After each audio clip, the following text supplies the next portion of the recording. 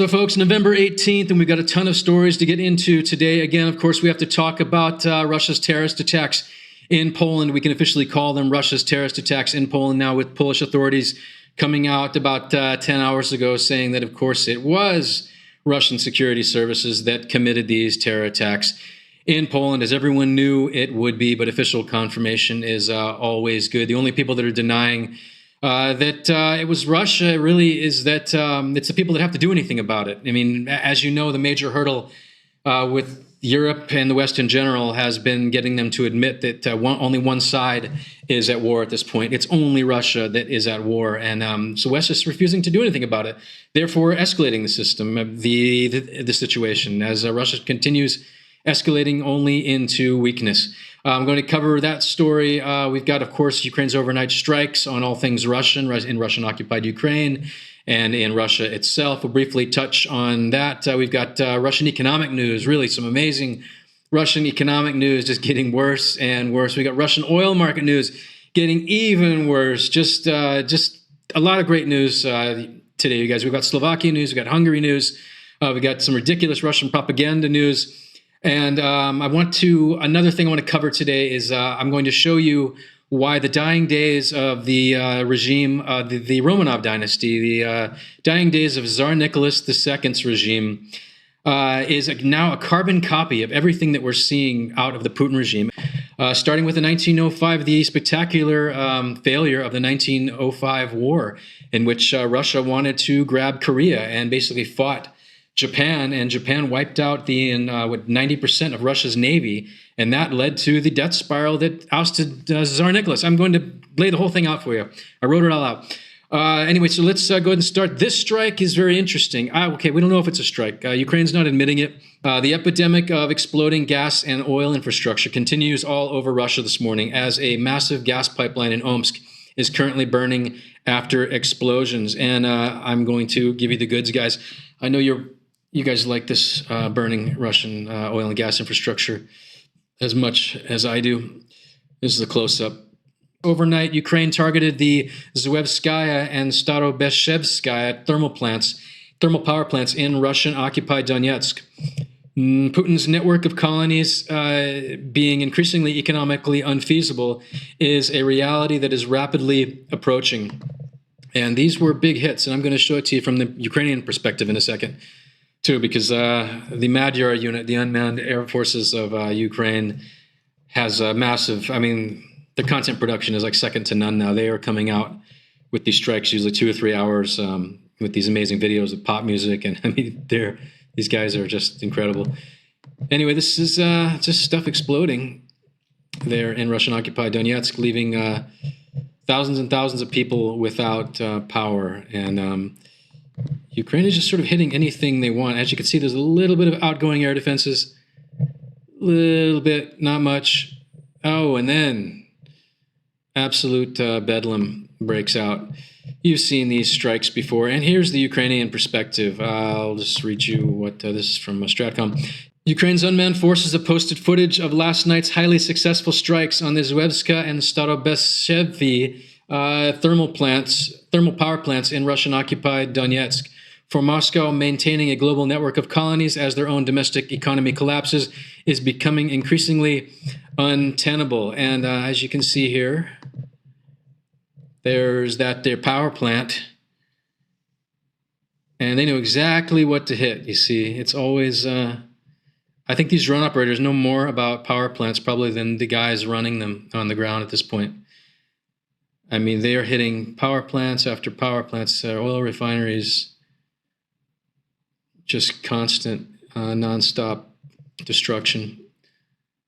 And Russia's not going to be replacing any of these things anytime soon, because if they have the choice whether to replace something around, nice hit there. Damn, that is not going to be cheap right there. If they have the choice to fix something outside Moscow or to fix something, one of these refineries or power stations way out here in Donetsk, it's easy. It's an easy decision for the Moscow kleptocrats. Not 24 hours after Russian security services are caught blowing up railways in Poland, another in a 2-year series of terror attacks there, Putin reaches for the old standard, claiming it's all just Russophobia. Sadly, Europe will do nothing in response until thousands are dead. Yes, it's going to take Pearl Harbor, unfortunately. Kremlin accuses Poland of Russophobia after Warsaw blames railway sabotage. Reuters just running with the Kremlin nonsense, right? So they've just turned the tables, and now it's about Russophobia, and it's all about who Russia's blaming. It's insane. Western media, you guys, look, just stick to YouTube, because I don't know what the hell.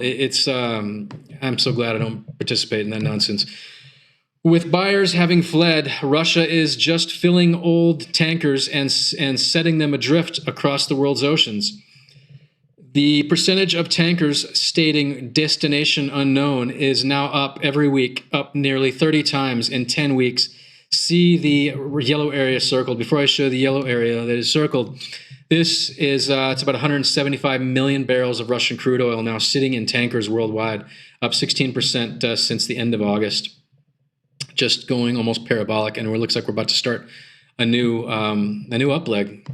And what I mentioned there is this. Okay, so as you see, normally Russian oil is stating its destination when it sets out to sea. And you see this little yellow area here, unknown Asia, right? And then the little blue area there is just other. You see how that is now, I zoomed in on it. So this is oil that has no buyer. And each one of these tankers, as I covered before, costs about $100,000 a day to let sit out there with all that oil on board. And so that means that Russia don't have deals done yet. They used to do the deals before they left the port. And now nobody wants this stuff. It's like kryptonite. So it's just going out. And take a look at each week. Each one of these bars is a week. It's just a precipitous drop. And I imagine next week will be down here and down and down and down. And Russia is just filling the oceans now with crude oil that they cannot sell. And what's going to happen to that crude oil as their negotiating position becomes increasingly weakened by the fact that everyone just knows that Russia's sitting on, when it hits like 300 million barrels of oil sitting out every tanker that they can get their hands on. The price of this stuff is only going to go down as the counterparties are going to become predatory here. And it's going to be like, look, give me $10 a barrel, I'll give it to you. Because there's carrying costs. It's getting very interesting in the oil market, you guys. And I think it's only, I think in another few weeks, we're going to see something has to happen here, because it's just, there has to be a breaking point. Russia's crisis in wage arrears continues to grow, with almost daily new announcements by firms unable to pay workers for months, now up 400% from just 1 year ago. It's an article out of Medusa. This is Russian media, translated into English. As Russia's wage debt crisis spreads, more workers are going months without pay. Russia is seeing a rapid rise in unpaid wages. Arrears have quadrupled in a year, and workers in construction, mining, and even strategic defense plants say they're going months without pay. Official statistics show wage delays climbing sharply. That's official stuff. Like even Rostat is showing it now, and that's the totally rigged stats. My guess is they will just stop putting out those stats soon, like they have for like half of the Rostat stats are just classified now.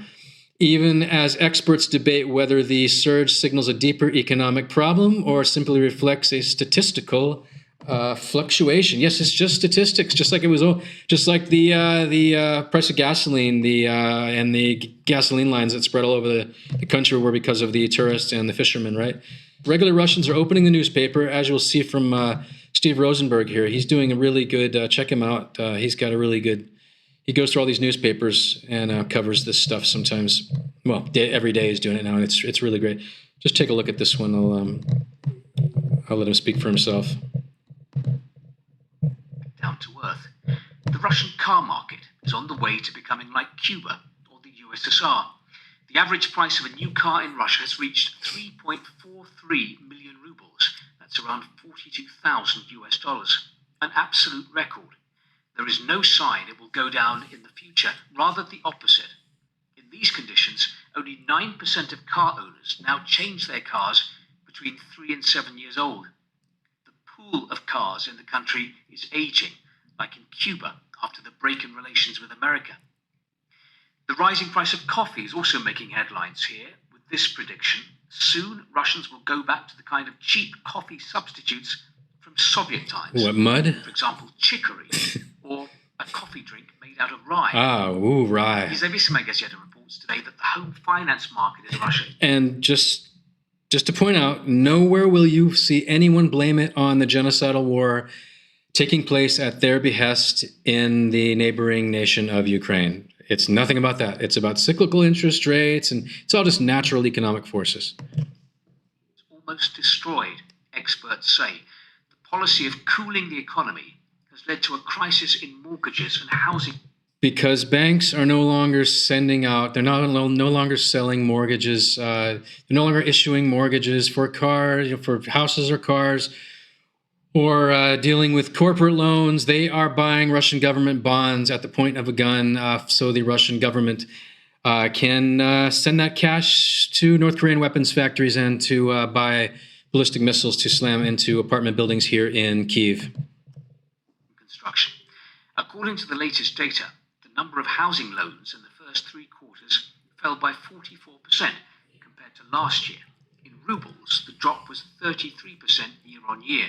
However, in the third quarter of 2025, the rate of decline in the number of new loans slowed, and in monetary terms, mortgages even showed a slight increase. Independent experts predict the housing market will be stagnant next year.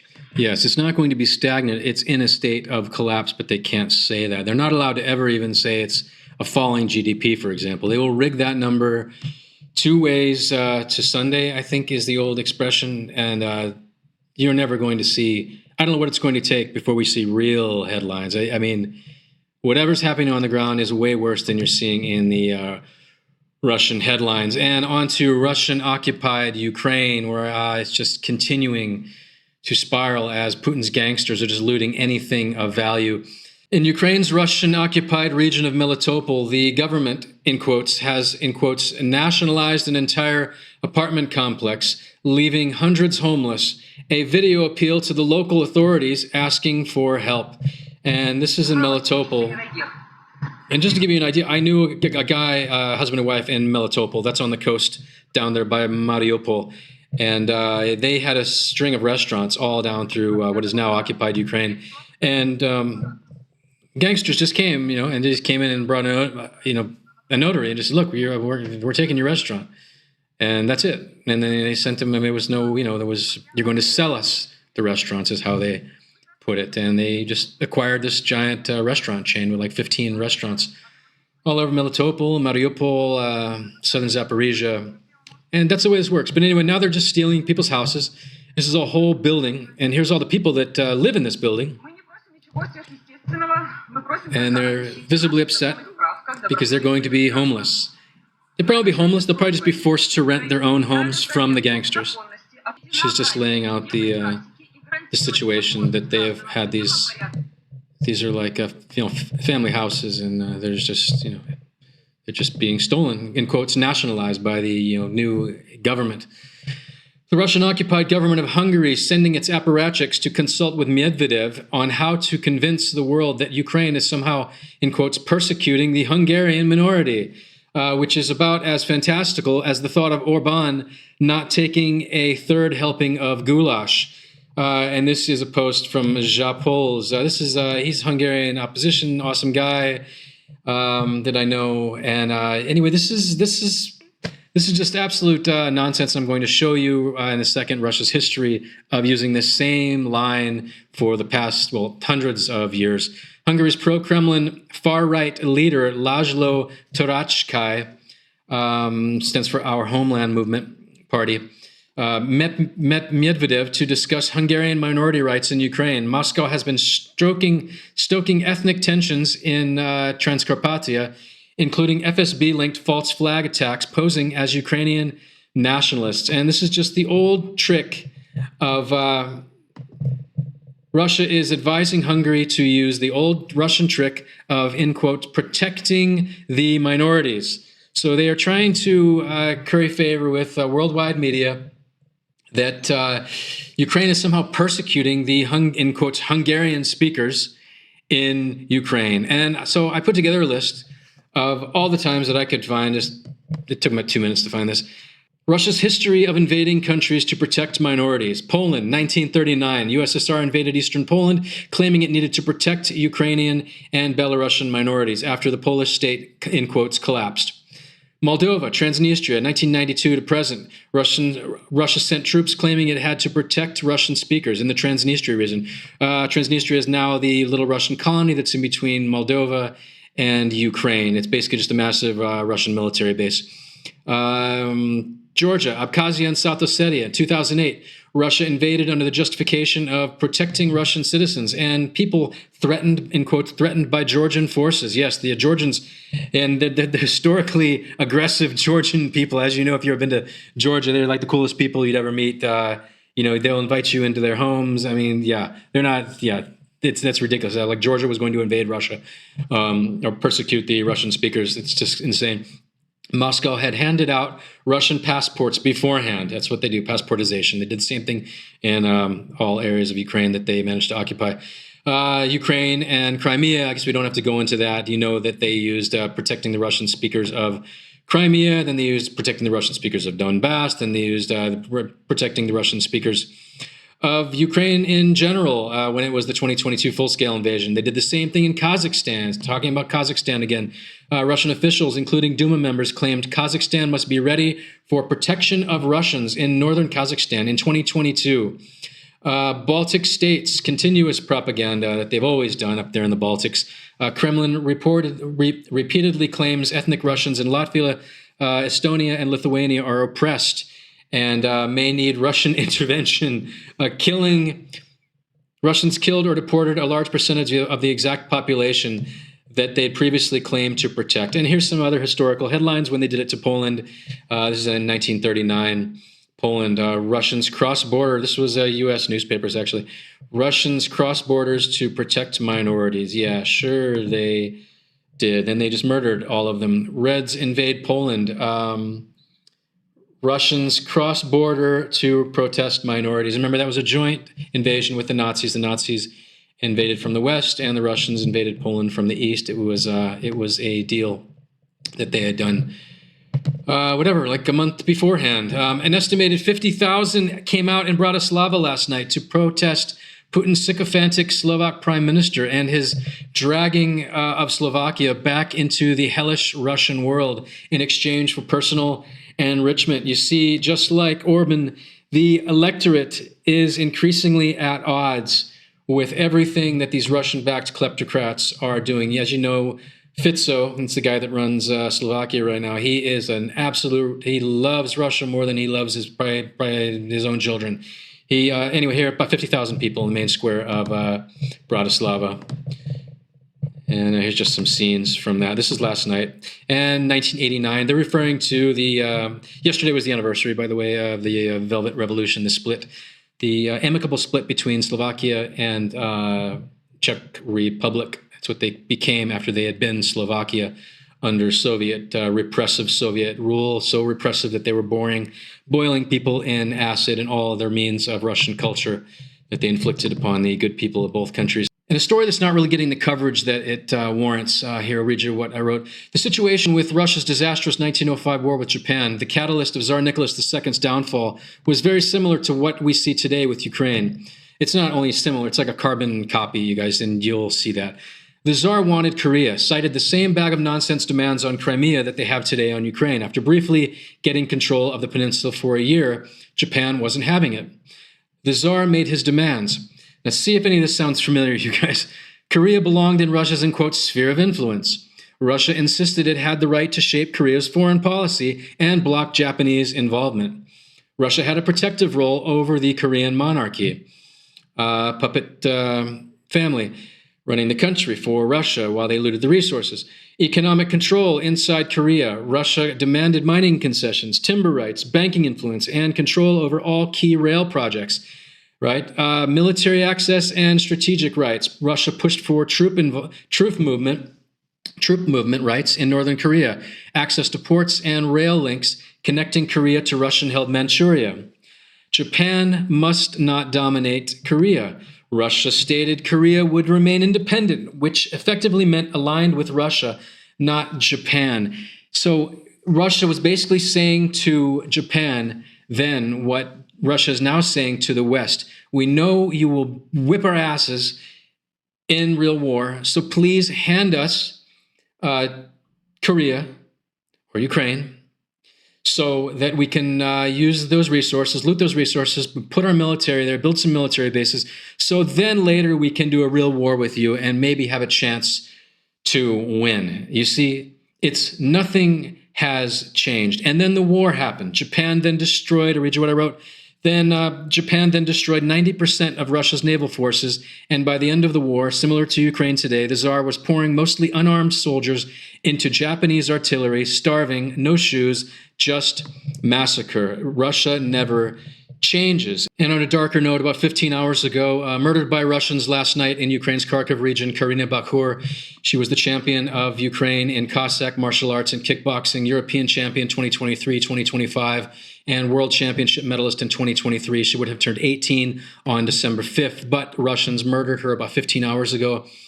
And this is just Russian culture, folks, as it metastasizes into the free world with Ukraine holding the line. And this is just one of the hourly tragedies that's happening all over this country. The West needs to understand that their counterparty, Russia, has a very different value system in terms of where life is, how life ranks on that value system.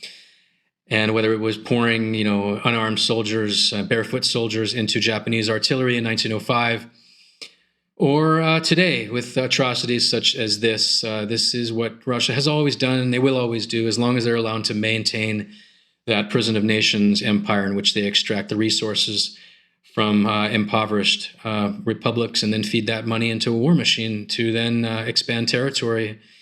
And meanwhile, the West just thinks these are guys like Sergei Lavrov are diplomats. I mean, these are monsters, you guys. They are effing monsters, and the West needs to realize that. And they will when the West gets their Pearl Harbor, unfortunately. Not until then. On that note, sorry to be a bummer, you guys, but you need to understand these things are happening. Okay, guys, have a good one.